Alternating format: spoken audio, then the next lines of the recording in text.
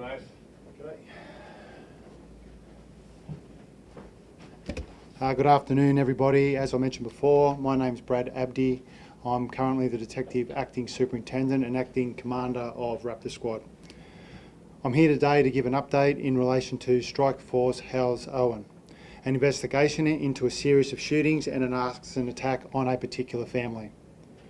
Over the last 24 hours, Raptor Squad have executed 6 warrants in Riverwood, Guildford, Lilyfield, Villawood and Auburn and arrested 4 people.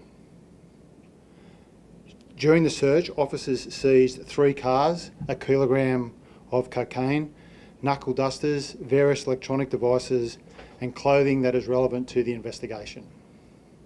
An 18-year-old man was arrested in Riverwood and a 19-year-old man in Villawood, and we will allege in court that those 2 men were involved in the firebombing of that home in Hunt Street, Guildford. Those men have been charged and will appear in court today. Further inquiries led us to a 19-year-old in Guildford and a 16-year-old in Auburn who we believe to be involved in the shooting of the 44-year-old man in Greenacre. We will allege the 19-year-old man picked up the gunman while the 16-year-old allegedly helped with the handling of the firearm after the shooting. Those men were also charged and will appear in court today. These arrests under Strike Force Halesowen have been the result of good, fast-paced police work, but it doesn't stop there. We will continue to proactively patrol and investigate these crimes until all the people involved have been identified and arrested. I would also like to provide an update on the 44-year-old man who was shot earlier this week. He currently remains in a serious condition in hospital. He's been relocated to a different hospital and he will continue his treatment there. Any questions? These 16-year-old, 19-year-old, they're pretty young. Do you think that they are linked to this cartel or this criminal group, or do you think they're sort of these, criminals for hire, kill car sort of criminals?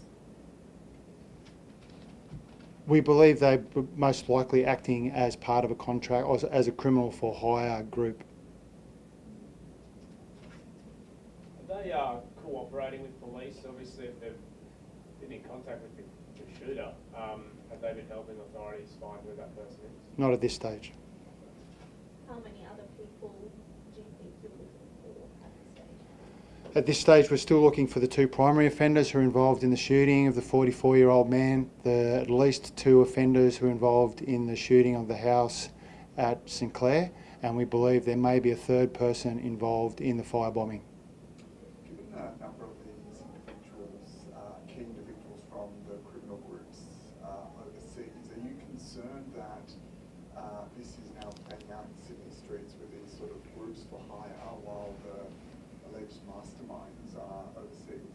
Yes, we are concerned about that people from overseas are able to effectively task people in Sydney to commit crimes on their behalf while they remain basically tucked away, free from reach at this stage, but that reach doesn't remain free. If we can identify them, then there are processes to have them arrested and returned to this country.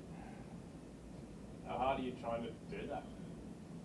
Well, with all investigations, we certainly work towards the primary offenders. There can be a scale of offending from the primary offenders and the organisers down to other people who play parts within those particular crimes. Yeah, you can go almost like, if they're overseas pulling the strings, you can arrest as many drivers or shooters as you want, but I'm sure there'd be still plenty of potentially teenagers lining up to take on these contracts. Well, when do police focus shift to being overseas and finding the actual masterminds of this instead of being here trying to figure out these contracts? Identifying the masterminds, as you say, overseas is still a primary goal of ours. We're able to work with law enforcement partners in other countries once they're identified, and there are processes to arrest people who are offshore and bring them back to this country. They don't remain out of our reach forever, but there is a process that we have to follow. It's obviously not immediately that we can just go and knock on their doors and arrest them as easily as we could as if they're here. But for the young people that are here or the other people that are here, I'd certainly discourage them from committing these offences.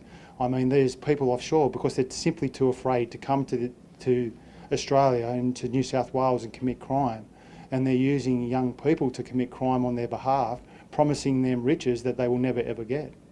Well, you've seen just how quickly the police act on getting them before any money's given to them, or they can enjoy it at least. What would your message be to these potential masterminds that are overseas, pulling the strings? If you could talk to them directly, what would you say? I would say just because you're offshore doesn't mean that you are outside the reach of the New South Wales Police. We've seen recently that other people have been extradited back to Australia to face offences that they've committed here, and we'll continue to work towards doing that. Just quickly on Mr. Utai,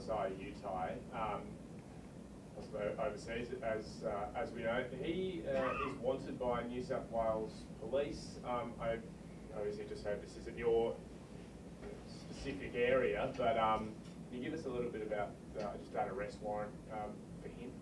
Yeah, he's wanted for criminal group offences. Wanted by police? Yeah, he's wanted by police for criminal group offences, yes. The feud with escalating incidents and escalating violence, how serious would you say this conflict is? It's extremely serious. We've seen one man shot, we've seen a house firebombed, and we've seen the shooting of another house. Police take all offences of this nature extremely serious, and we're resourcing appropriately to investigate those, arrest the people involved, and to deter people who may be attempting to commit further offences. Is there an investigation between this conflict and other strike forces looking at the broader conflict? Yes, there is. With state crime and criminal groups and Raptor and Organised Crime Squad, we're working together to ensure that where there is the conflict, that the people involved in the conflict are identified. Are you concerned there will be, this unrolled escalating, I guess, with these crimes, and are you concerned there will be more retaliation after these? Retaliatory offences are always a concern to the police. At the moment, we're tasking through intelligence-driven operations to prevent retaliatory offences from occurring.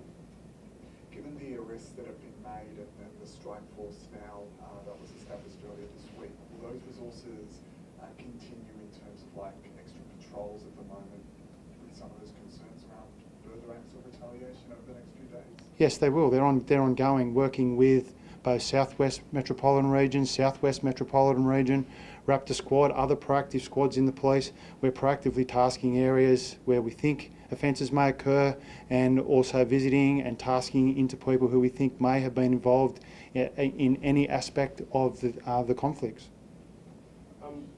So the two vehicles that were towed, there was a Ute and a Mercedes, I believe, during these your raids. Why was that? Or were they used in part of these alleged crimes?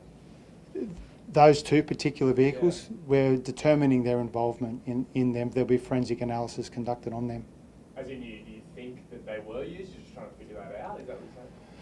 Well, as we've seen, there's been the cars that are directly used in the offences. Some of them have been set on fire, then other cars have been abandoned, and then people get picked up by cars and then dropped off. We're determining where those vehicles fit into the overall investigation. Yeah, there's some CCTV that we've collected over the last few days. The vehicle that was used in the shooting at St Clair that was torched, there's a ute driving away from that, car fire. Is that the information that you have? I couldn't really answer that at the moment because I think we've towed so many cars in relation. Most of them have been utes. To see where that ute fits, I'd have to get back to you on that. Sorry. Yeah. Okay. You kind of answered it on the way in. 3 cars were firebombed at a home in Tallawong. You're ruling that out. That's not involved at all? Yeah, we haven't identified any links between those and this particular Strike Force investigation. We just spoke with the owners of those vehicles, and the first thing that they asked us was is this linked to the shootings, firebombings that have been going on? That was their concern. They appear to be just kind of innocent people that had no idea why they were firebombed. But their immediate reaction is that they have been caught up in this. What's your reaction to that? I guess it kind of speaks to the fear that residents are kind of living in at the moment. Yeah, I can appreciate the concerns of those people, but the police will conduct an investigation. If those offences are linked to this investigation or another state crime investigation, then we'll appropriately investigate those. Can you walk me through which incidents you believe are linked to this conflict that are being investigated? Yeah, the shooting of the 44-year-old male at Greenacre. There was a shooting in a house at St Clair, followed by a firebombing of a house in Hunt Street at Guildford. Those are the three main, there's no other ones? No, they're the three offences that are being investigated as part of Strike Force Halesowen. Sorry, just one. Is still 100 officers on this? When I say 100, there would be 100 police that were probably being tasked to do the proactive disruption strategies in combination with the police that are doing the investigation. But we haven't de-resourced the criminal investigation in relation to Strike Force Halesowen. Thanks, boss. So- Thank you. Thank you. Thanks.